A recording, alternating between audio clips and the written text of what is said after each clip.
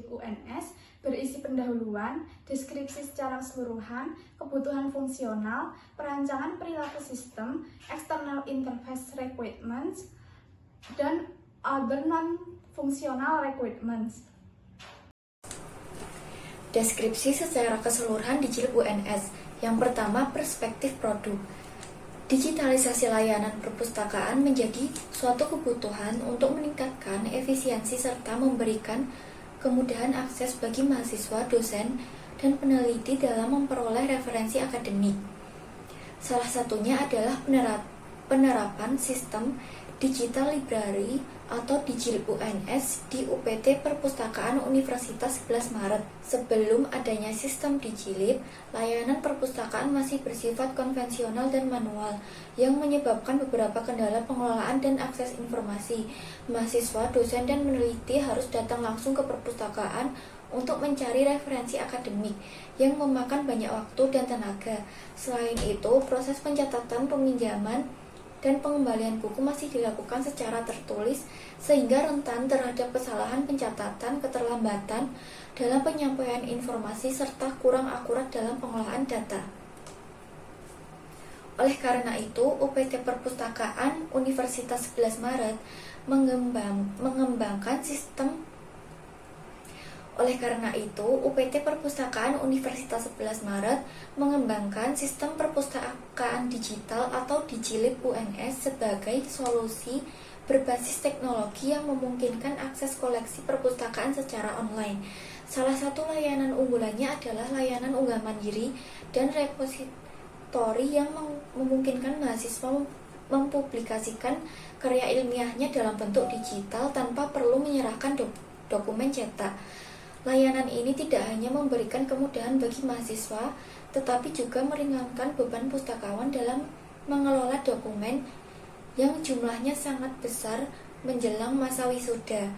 Dengan adanya sistem ini, publikasi karya ilmiah menjadi lebih efisien, koleksi perpustakaan lebih mudah diakses, dan peran perpustakaan sebagai pusat informasi akademik berbasis teknologi semakin diperkuat.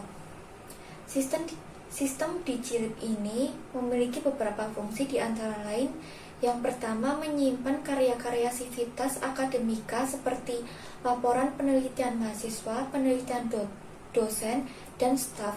Yang kedua, menyimpan koleksi digital seperti tugas akhir mahasiswa, jurnal, prosiding, buku, dan laporan penelitian. Yang ketiga, mendukung unggah mandiri karya ilmiah. Yang keempat, memberikan layanan open access. Yang kelima, memerlukan akun untuk mengaksesnya. Yang kedua, kelas dan karakteristik user. Untuk bagian ini, kami mengidentifikasi berbagai kelas-kelas dan karakteristik dari pengguna yang bersangkutan dengan sistem Dijilid. Berikut merupakan level kelas user yang bersangkutan dalam sistem Dijilid serta karakteristik dari masing-masing user. Yang pertama, administrator. Hak akses: A. Mengelola seluruh sistem. B. Admin dapat login dan logout. C. Menambah, mengedit, dan menghapus data user. D. Menambah, mengedit, dan menghapus koleksi digital. E. Mengelola hak akses user lain. F. Melihat dan mengelola statistik pengguna sistem. Yang kedua, dosen atau peneliti. Hak akses: A. Dosen dapat login dan logout. B. Mengunggah karya ilmiah pribadi, misalnya skripsi, tesis, jurnal. C. Mengedit data pribadi dan layanan yang diunggah. D. Melihat dan mengunduh koleksi. E. Memberi komentar atau rating. 3. Mahasiswa. Hak akses: A. Mahasiswa dapat login dan logout. B. Melihat dan mengunduh koleksi yang tersedia secara publik. C. Mengunggah tugas akhir atau karya ilmiah. D. Mengakses koleksi terbatas sesuai izin. E. Menyimpan koleksi favorit jika sistem mendukung. Yang keempat, pengunjung umum atau user non-login. Hak akses: A. Melihat metadata koleksi. B. Akses terbatas ke koleksi. C. Tidak bisa mengunduh file penuh. Kebutuhan fungsional sistem informasi Dijilid UNS meliputi Rex ID dan juga deskripsi. Yang pertama, RF01, admin, staf, dosen, mahasiswa dapat menelusuri halaman homepage Dijilid UNS. RF01.1, sistem menampilkan homepage Dijilid UNS. RF02, user dapat melakukan login dan logout. RF02.1, user dapat melakukan login sesuai dengan username dan password. RF02.2, user dapat melakukan logout. RF03, admin dapat mengelola akun user di Jilid UNS. RF03.1, admin dapat menampilkan data user. RF03.2, admin dapat menambah user baru. RF03.3, admin dapat mengedit data user. RF3.4, admin dapat menghapus data user. RF04, user dapat melakukan pencarian koleksi digital. RF04.1, user dapat melakukan pencarian berdasarkan judul, penulis, subjek, fakultas, atau jenis dokumen. RF04.2, user dapat mengunduh file dari koleksi digital. RF05, admin dapat menampilkan informasi terkait bebas pustaka dan unggah mandiri, peringatan hukum, cara menjadi anggota, panduan akses repositori, visualisasi riset, serta tentang. RF05.1, user dapat mengakses halaman yang memuat informasi mengenai prosedur bebas pustaka dan unggah mandiri. RF05.2, user dapat mengakses halaman yang berisi peringatan hukum terkait penggunaan repositori di Jilid UNS.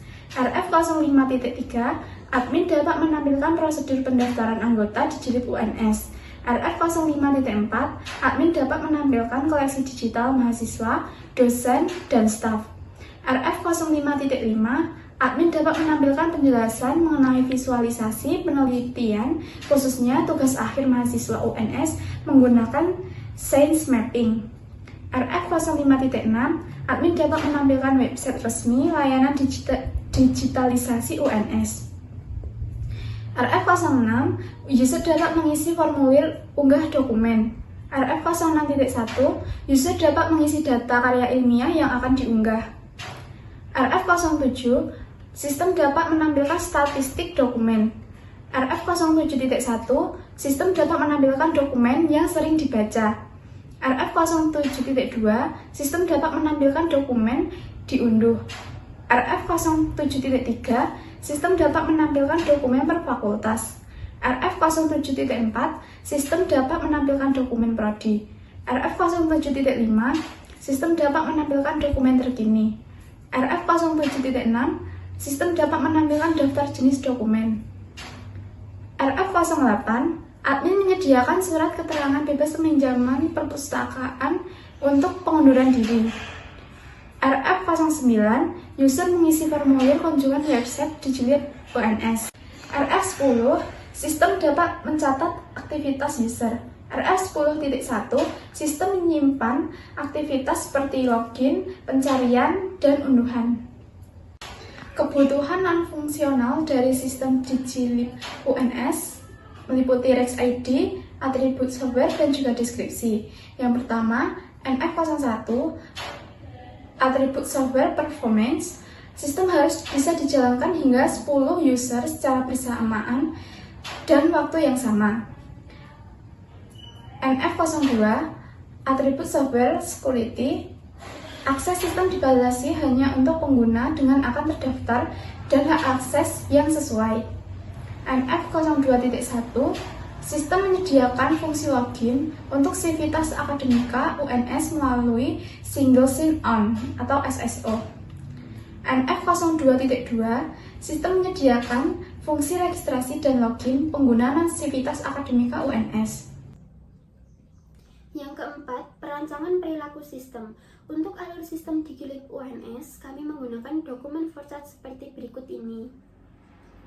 Berikut tabel keterangan aktivitas flowchart. Yang pertama, AD01, admin dapat mengelola akun user di Jilid UNS. AD02, user dapat melakukan pencarian koleksi digital. AD03, user dapat mengunduh file dari koleksi digital. AD04, admin dapat menampilkan informasi layanan. AD05, user dapat mengakses informasi layanan. AD06, user dapat mengisi formulir unggah dokumen. AD07, sistem dapat menampilkan statistik dokumen. AD08, admin dapat menyediakan surat bebas pinjam untuk pengunduran diri. AD09, user dapat mengisi formulir kunjungan website Digilib UNS. AD10, sistem dapat menyimpan log aktivitas seperti login, pencarian, dan unduhan. Yang kelima, External Interface Requirement 5.1 User Interface. Berikut merupakan tampilan UI dari website Digilib UNS yang telah disesuaikan berdasarkan requirement yang sudah dijelaskan pada bab sebelumnya. Yang pertama, tampilan homepage. Tampilan ini semua pengguna dapat mengakses homepage Digilib UNS. Yang kedua, tampilan login. Pada halaman ini, pengguna dapat melakukan login menggunakan email SSO UNS dan kata sandi yang telah terdaftar. Yang ketiga, tampilan home. Pada tampilan ini terdapat tampilan utama dari Digilib UNS setelah pengguna berhasil login disertai dengan kolom pencarian dokumen yang memungkinkan pengguna untuk mencari dokumen berdasarkan judul, penulis, subjek, fakultas maupun jenis dokumen. Yang keempat, ada tampilan informasi. Pada halaman ini terdapat menu informasi yang berisi berbagai submenu terkait layanan dan panduan penggunaan Digilib UNS.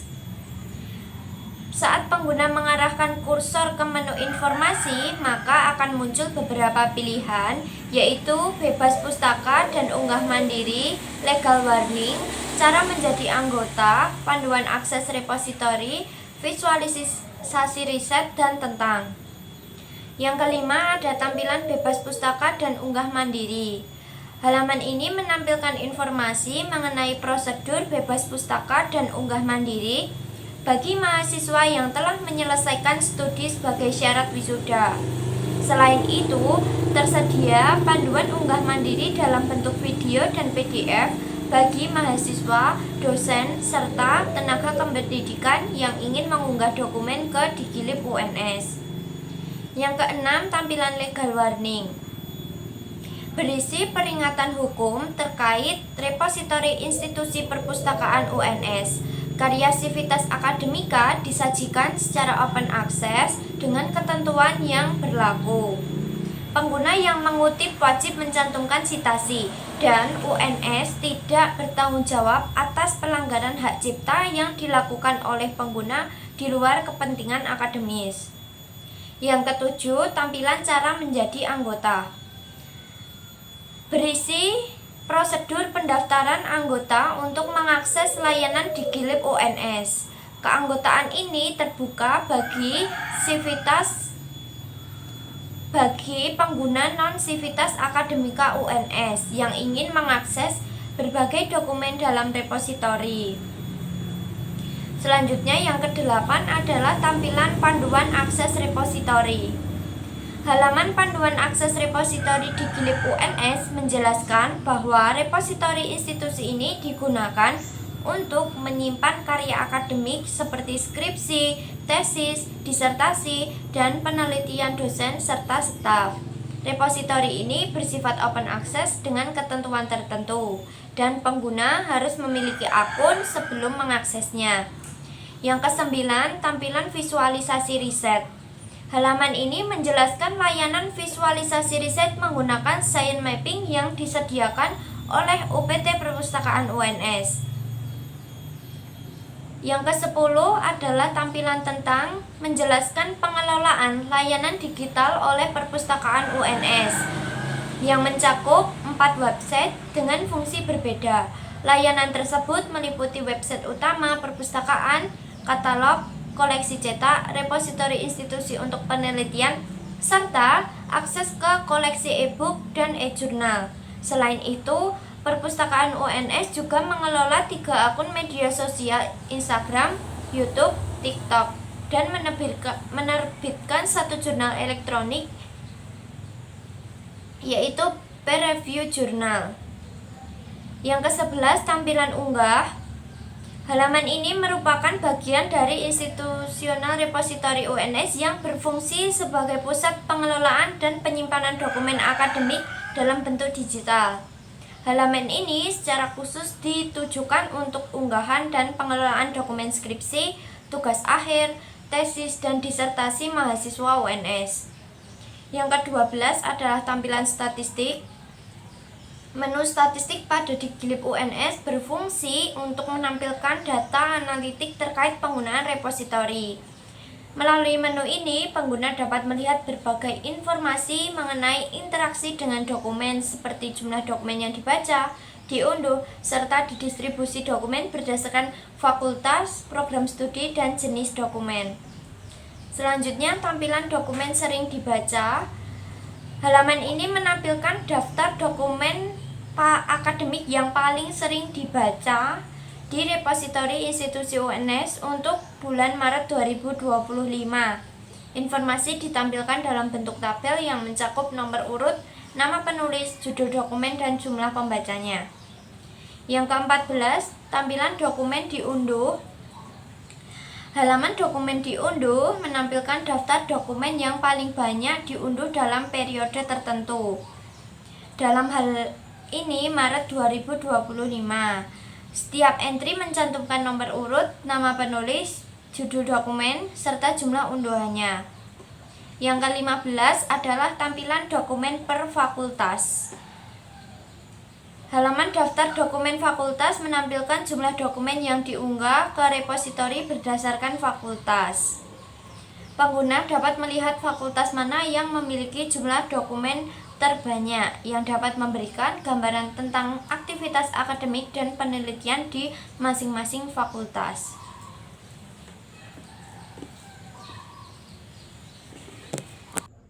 Untuk yang selanjutnya, tampilan dokumen per prodi. Halaman dokumen per prodi menampilkan jumlah dokumen akademik seperti tugas akhir, skripsi, tesis, dan disertasi yang tersedia dalam repositori berdasarkan program studi. Pengguna juga dapat mengekspor data dalam format Excel untuk keperluan analisis lebih lanjut. Untuk yang selanjutnya, tampilan dokumen terkini.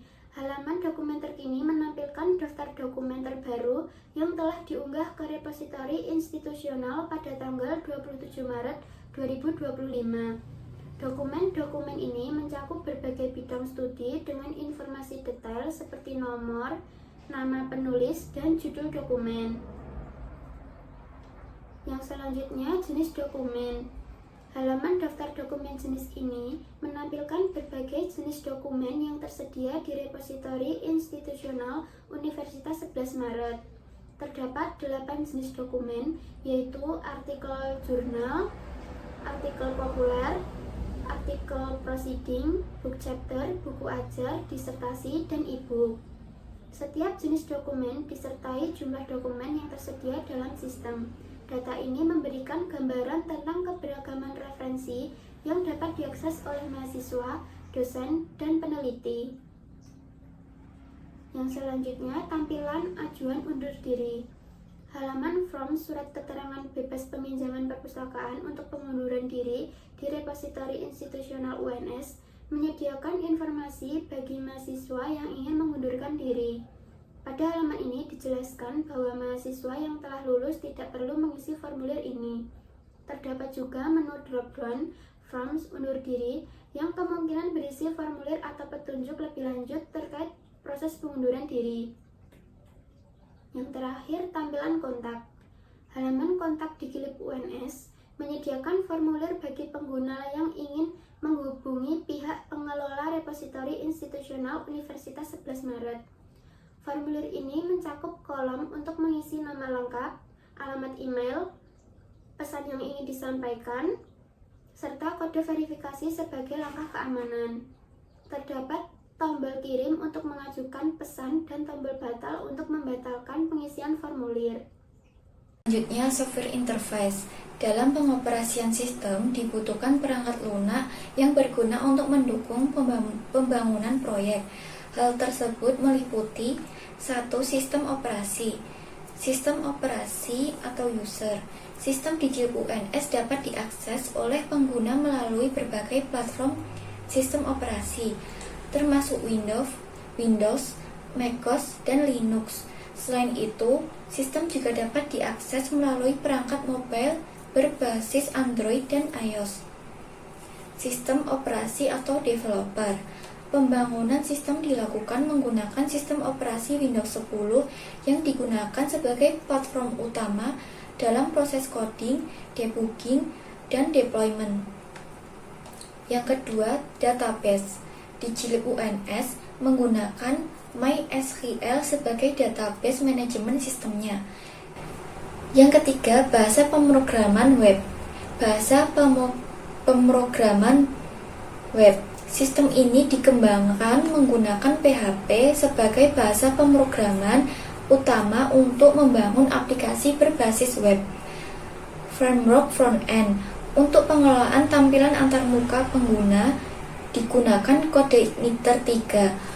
Framework ini dipilih karena ringan, memiliki struktur yang terorganisir, serta mempermudah dalam pengembangan web berbasis MVC. Framework back-end. Kode Igniter 3 juga digunakan sebagai framework back-end yang menangani logika bisnis, komunikasi dengan database, serta manajemen API dan keamanan data. Yang keempat, browser.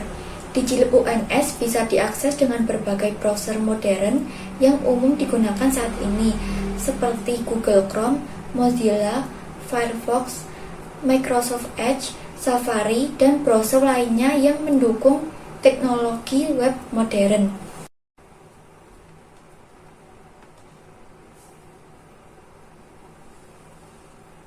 Selanjutnya, hardware interface. Hardware interface yang dibutuhkan dalam menjalankan aplikasi ini yaitu yang pertama, laptop atau PC. Digunakan untuk menjalankan dan menampilkan aplikasi yang dibuat pada browser. Yang kedua, monitor. Digunakan untuk menampilkan tampilan aplikasi. Yang ketiga, mouse. Digunakan user dalam aplikasi agar sistem mengetahui apa yang diinputkan oleh pengguna. Yang keempat, keyboard. Digunakan user dalam aplikasi untuk proses menginput informasi yang dibutuhkan oleh sistem, baik berupa karakter, angka, maupun simbol. Yang keenam ada other non-functional requirement. Yang pertama ada performance requirement. Nah, sistem dijilid UNS yang dikembangkan memiliki karakteristik kinerja sistem diantaranya: 1. Sistem harus mampu menyajikan informasi buku, status pinjaman, dan data pencarian dalam waktu 5 detik setelah pengguna menginput permintaan pencarian atau akses data. Yang kedua, sistem harus dapat diakses oleh minimal 10 pengguna secara bersamaan tanpa mengalami penurunan performa yang signifikan. Yang ketiga, sistem harus mendukung fitur CURUD atau Create, Read, dan Delete bagi admin dan staf perpustakaan untuk mengelola data buku anggota, transaksi peminjaman, serta pengembalian buku. Yang keempat ada sistem harus dapat menghasilkan dan mencetak laporan rekap data terkait daftar buku, data peminjaman, data anggota, dan data statistik penggunaan sistem dalam format yang dapat diunduh seperti PDF atau Excel. Yang kedua ada safety requirement. Sistem dijilid UNS bisa diakses oleh mahasiswa, dosen, staf perpustakaan, namun sedikit memiliki tingkatan akses yang berbeda sesuai dengan peran masing-masing pengguna. Admin dan staf perpustakaan harus melakukan login menggunakan username dan password untuk dapat mengakses fitur pengolahan data, sementara pengguna umum dapat mengakses katalog buku tanpa login, tapi memerlukan akun untuk melakukan peminjaman. Seluruh data pengguna termasuk riwayat peminjaman dan informasi akun dilindungi dengan enkripsi agar terhindar dari kebocoran data. Sistem juga menggunakan protokol keamanan HTTPS untuk memastikan komunikasi antara pengguna dan server tetap aman. Selain itu, diterapkan mekanisme session timeout guna mencegah akses yang tidak sah jika pengguna meninggalkan sesi mereka dalam keadaan terbuka. Dengan penerapan skema keamanan ini, dijilid UNS dapat memastikan bahwa data dan informasi yang tersimpan tetap aman serta hanya diakses oleh pihak yang berwenang saja. Dan yang terakhir ada security requirement. Sebagai bentuk meningkatkan keamanan untuk seluruh tingkatan penggunaannya, sistem dijilid UNS memiliki sistem keamanan diantaranya. Yang pertama, sistem yang dikembangkan memiliki tingkatan hak akses masing-masing pengguna, yaitu admin perpustakaan, staf perpustakaan, dan pengguna umum. 2. Untuk tingkatan staf dan admin, sistem harus mengharuskan penggunaan password unik yang telah ditentukan oleh admin perpustakaan. Yang ketiga, panjang karakter password sudah ditentukan untuk memastikan keamanan akun pengguna. Dan yang terakhir, pada tingkatan admin dan staf tersedia mekanisme lockout untuk menghentikan sesi guna mencegah akses yang tidak sah.